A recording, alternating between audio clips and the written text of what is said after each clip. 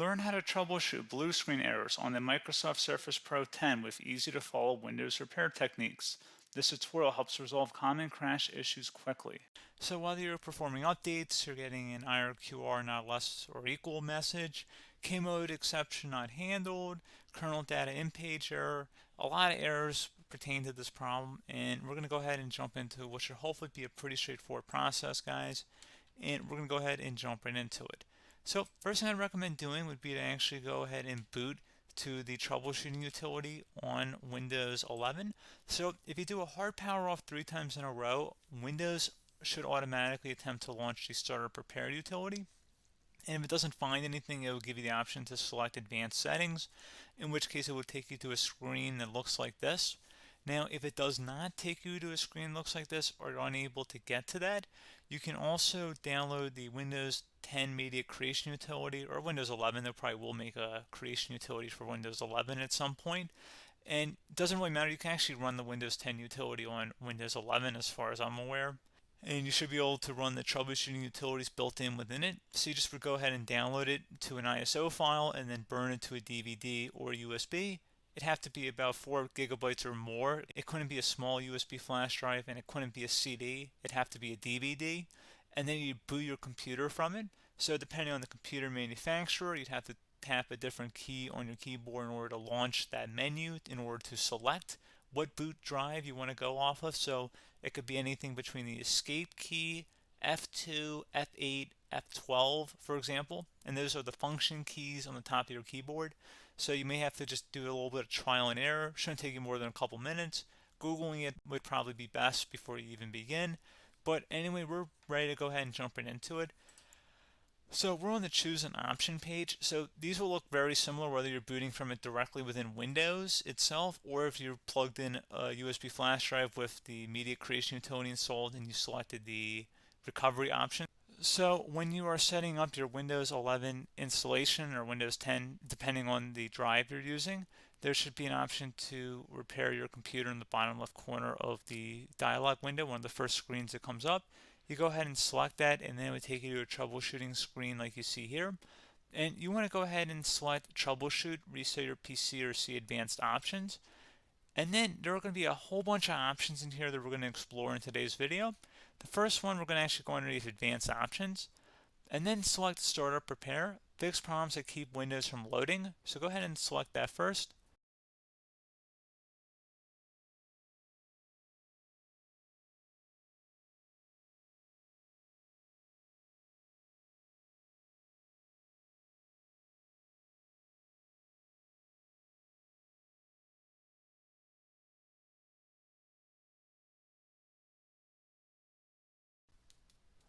Okay, so you can see it could not repair our PC. That was our first option we could try. Something else, if we go back into advanced options here and then select troubleshoot, we're going to go underneath advanced options again. You can go ahead and actually access safe mode by selecting startup settings. And then if you select the restart button, you have the option on the screen select safe mode with networking, which will give you a key on the screen. It'll tell you which key to press to enter that. I believe it's the F7 key. It'll do that for you. I'm not going to go over that in today's tutorial because I don't really want to go into safe mode, but you're more than welcome to attempt that by going into here and then selecting restart. Again, it'll launch another screen. It'll say what key do you want to press, and it'll give you like 7 or 8 different options, and you want to select safe mode with networking. There's also an option for a command prompt too, but that's going to be something we're going to cover later in this video, and we don't even have to go through that in order to access it. So that's why I'm not going to really push for that, because unless you know exactly what's causing the problem, you probably don't need to go into safe mode. Unless you're trying to recover files, in which case then you definitely can go into safe mode, but we're trying to actually recover our computer here. So I hope that makes sense. Something else we can also try here as well would be to uninstall updates, remove recently installed quality or feature updates from Windows. So if you go ahead and select that, you can uninstall the latest quality updates, which generally is the more day-to-day updates. Feature updates are the less regularly released ones, like the big ones. I would equate it to service packs in like Windows 7 and Windows Vista and Windows XP. So larger updates that occur once or twice a year at most. And the quality updates are more just a regular update. So probably obviously depend. It'll take longer if you're going to try and uninstall the latest feature update versus quality update, and maybe you don't need to go back that far. So just giving you guys a couple pointers with that. Something else you can also look at here, and we're going to jump into the command prompt in a little bit, but you can select System Restore, which will use a restore point recorded on your PC to restore Windows. And this is something I would highly recommend here, guys. So select Next.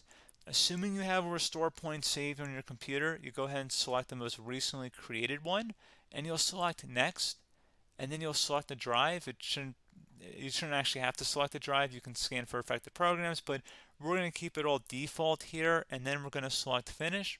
So once started, System Restore cannot be interrupted. Do you want to continue? I think we're going to select yes. I don't think we have anything better to do on our computer right now, so just give it a moment here to initialize. It will take a couple minutes to run, obviously depending on how large your hard drive is and how much is saved on the System Restore point. So just give it a couple minutes here.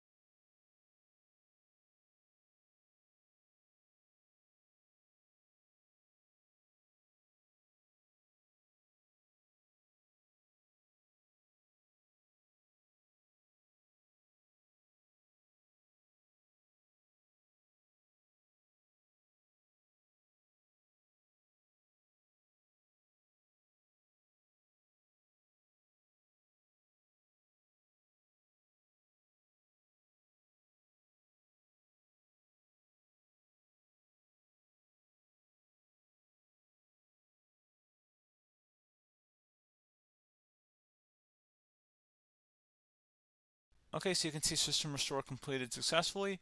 The system has been restored. Your documents have not been affected. Click the Restart button to restart your computer. Go ahead and select Restart.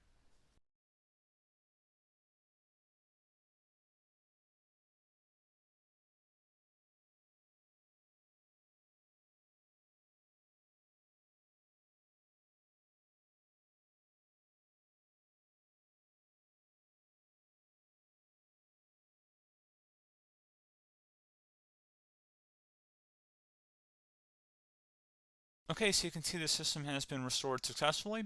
We're going to go over a couple different methods in addition to that if that did not work. So I'm just going to pause the video and we're going to start back on the recovery screen that we started with. Okay, so a couple other things we can try here too. If you go back into troubleshoot, you can select reset your PC, while you choose to keep or remove your personal files and then reinstalls Windows. You can select to keep my files, which will remove apps and settings but keeps your personal files. You can also select remove everything, which will remove all of your personal files, apps, and settings. So this is more of a factory reset, the second option here. First option, it should not delete all of your personal files. However, it will pretty much clear most of your programs, and keep in mind, there's no guarantee that your information, number one, is even still available and easily recoverable on your computer to the point that you actually would be able to recover anything. And the second point is that there's always a chance that it won't actually recover and it will just do a factory reset anyway. So there's no guarantee that actually would keep your files anyway. So I would recommend trying to get a recovery tool and backing that up first before selecting it anyway. But again, those are a couple of different options. And then something else you can try here if you go back to the choose an option. Another option, if you go underneath choose an option and select troubleshoot, advanced options, and now select where it says command prompt. Okay, so the first thing we should do is type our main hard drive here. In most cases, it should be the C drive. So you just do a C colon and then hit enter on your keyboard. So once you're underneath the C drive, we're going to type in dir and then hit enter on your keyboard. It should have program files, users, and Windows all in there. That's how you know you're in the right directory.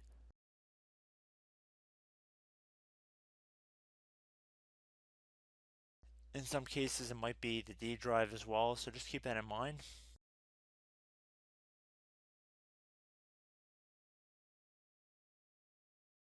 Next thing we're going to do is type in cd space / Windows / System32 / config, and then you're going to hit enter on your keyboard.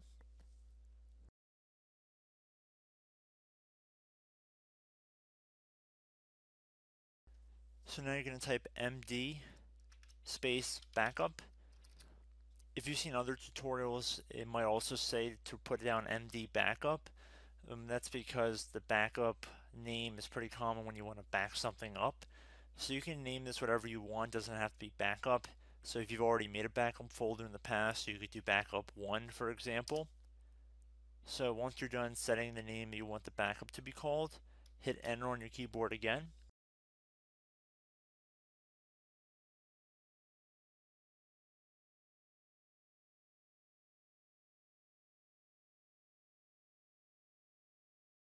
At this point you want to type copy, C-O-P-Y, space, then you want to do the star symbol above the 8 key, then do a period or a dot, whatever you want to call it, then another star sign, and then another space, and then type backup, and then hit enter on your keyboard.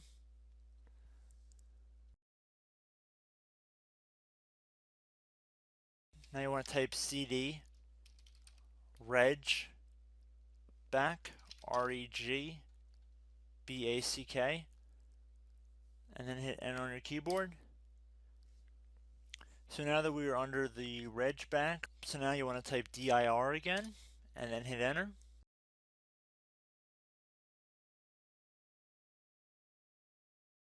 So now at this point we're going to type copy again. So copy, space, star sign, dot, another star sign, space, and then 2 dots. So we're going to type copy, space, star sign, dot, sign, star sign,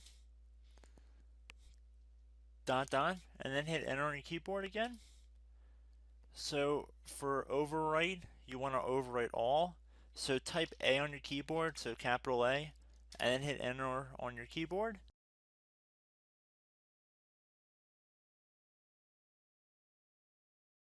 So at this point you should be good to go. You can close out of the command prompt window, and if you accidentally continue to Windows 10 you should be all set.